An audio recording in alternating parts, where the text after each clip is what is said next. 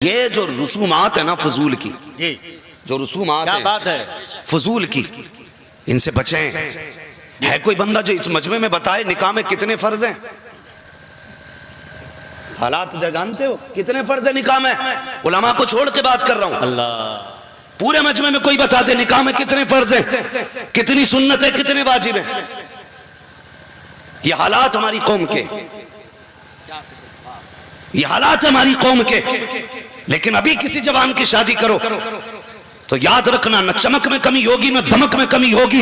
Sound भी वो किया जाएगा जो इलाके का नामी होगा।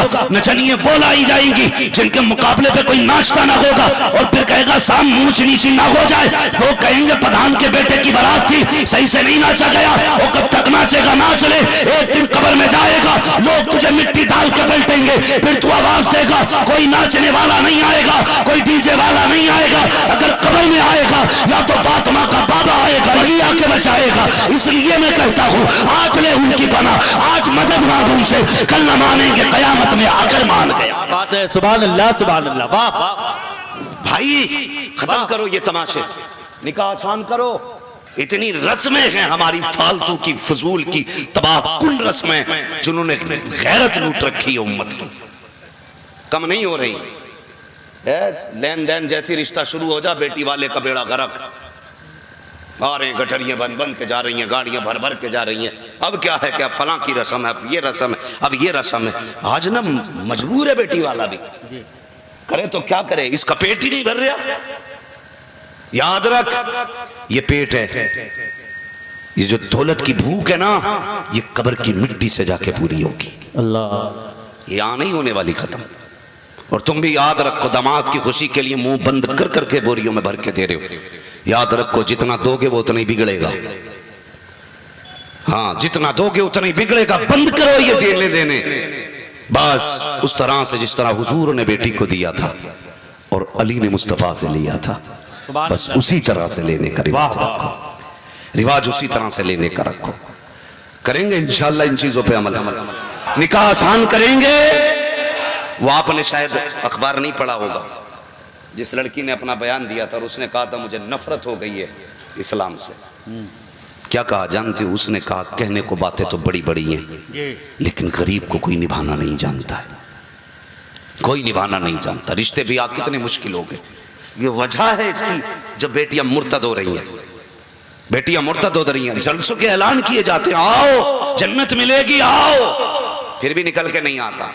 देखिए सुबह को कई करने, बेवकूफ थे पूरी रात जागे तुम। भाई हम तो मौज में सोए, मगर जानते हो ये इर्तिदाद का फितना, हमें सोचने की जरूरत है।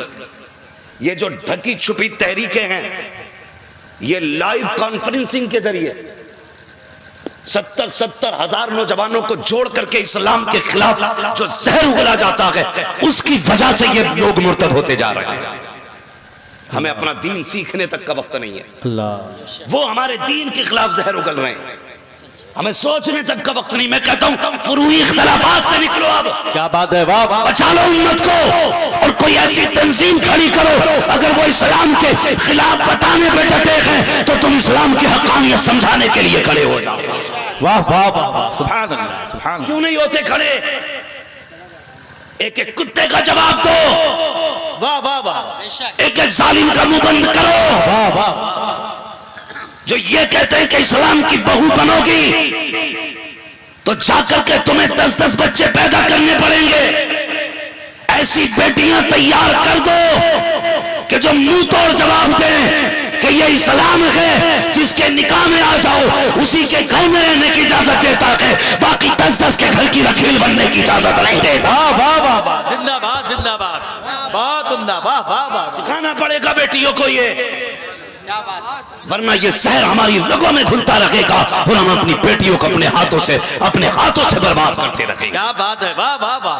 इतने बड़े मजमे को अगर ये नहीं पता कि निकाह में कितने फर्ज हैं, कितने वाजिब, कितनी सुन्नतें हैं, तो फायदा क्या है हमारी ऐसी जिंदगी की पीरा मुरीदी से? अल्लाह बताओ ना। सिर्फ इख्तलाफात की हमें दीवारें खड़ी करनी है, सिर्फ जेबें भरनी है, सिर्फ खाते फुल करने गए नहीं, हमें कयामत में हुजूर को मुंह दिखाना है। अल्लाह। वो एक बाप की बेटी भाग गई, उसकी बेटी ने कहा मेरे बाप से कोई लेना देना नहीं। बाप लाइव आके कहता लोगों मैंने अपनी बेटी को सीने से लगा के पाला, बड़ी मेहनत से पाला था, और यकीनन एक बेटी की परवरिश का दर्द सिर्फ बाप महसूस कर सकता है। क्या बात है, कोई नहीं महसूस कर सकता, सिर्फ बाप। किस दर्द से बेटी को पाला है उसने, ये बाप जानता है।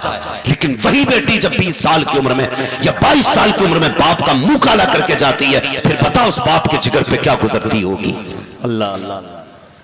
इसलिए पाला था बाप ने कि 20 साल के बाद तो उसको ऐसा करके चली जाकर समाज को मुंह न दिखा सके। और तेरी जैसी बेटी से तो कुत्ता पाल लेना बेहतर था। क्या बात है, वाह वाह वाह। जो मरते मरते मालिक से वफा किया करता है। क्या कहना, वाह वाह। तू बेटी होकर के बाप की ना हो सकी। हमने ऐसी नस्ल को परवान दे रखे हैं जो 22 साल के बाद भी बाप के कारनामों पर काली पहुंच जाती है और रिश्ता तोड़ के कहती मेरे बाप से कोई लेना देना नहीं है। उस बाप ने रोक लाइव आके कहा था लोगों जो गलती मैंने की है वो तुम गलती ना करना। मैं सोचने लगा यार ये कौन सी गलती करके बैठा है जिससे आगाह कर लगा है। उसने कहा मैंने बेटी को प्यार से पाला, तुम भी पालना। मैंने बेटी का नाज उठाया, तुम भी उठाना। मैंने नखरे उठाए, तुम भी उठाना। लेकिन एक गलती मैंने की है वो तुम ना करना। मैं सोचने लगा कौन सी गलती। उसने कहा था मैंने बेटी को सब कुछ दिया लेकिन दीन न सिखाया, ये गलती तुम ना करना। अगर जिंदा रहो बेटियों को कुछ तो ना दो, मुस्तफा के दीन की तालीम जरूर अता कर दे। और एक बकवास मैंने सुनी, वो कह रहा था ये नकाब वालियां जितनी बिगड़ी हुई हैं इतनी तो ये बेनकाब वाली बिगड़ी हुई नहीं। मैं चैलेंज के साथ कहता हूं पढ़ हिस्ट्री जाके, जितनी आज नकाब में भाग रही हैं अगर बचपन से नकाब पहना होता तो ये दिन न देखना पड़ता। उसने सिर्फ भागने के लिए नकाब पहना है, शरीयत के लिए नहीं। पहले जब कहा जाता तो इसका बाप भी कहता था नहीं बेटी पे यकीन है मुझे। अगर कोई कहता था बेटी को वो कपड़े ना पहना जिसमें नंगी लगे, वो कहता मेरी बेटी है तुझे क्या लेना देना। आज जब ये गैर से मिलने चली है तब इसने नकाब इसलिए डाला है ताकि इसे उस तक पहुंचने में आसानी हो, सिर्फ इसलिए। नकाब को गाली मत देना, खुदा की कसम अगर इस नकाब को तुमने बेटी को होश आते आते पहना दिया होता तो आज इस कौम को ये जिल्लत और रुसवाई के दिन देखने नसीब नहीं होते। हाय हाय। मैं नहीं कह के जाऊंगा तुमने कामयाबी हासिल की, मैं नहीं कहूंगा तुमने तरक्की की है, बनो IAS MBBS, मुझे कोई इख्तलाफ नहीं। लेकिन सब कुछ बनो, कम से कम घर के मुहाफिज पहले बन जाओ, अपने घरों की हिफाजत पहले करो। ये जो फिक्र चल रही है ना, नहीं जी वो भी वही, वो भी उनका भी भगवान वही, हमारा भी अल्लाह वही, इस सोच ने हमारी कौम को तबाह कर दिया। ये गुमराह किया जाता हमारी बेटियों को, जी मैं तेरा धर्म से प्यार करता हूँ, तेरे मजहब से प्यार करता हूँ, मुझे तेरा धर्म अच्छा लगता है, मुझे नकाब अच्छा लगता है। फिर बेटियां कहाँ मिल रही हैं? किसी की लाश नदी में मिल रही है, किसी की बोरी में मिल रही है, किसी पे पेड़ पे लटकी हुई मिल रही है, किसी को काट के फ्रिज में रख दिया जाता है।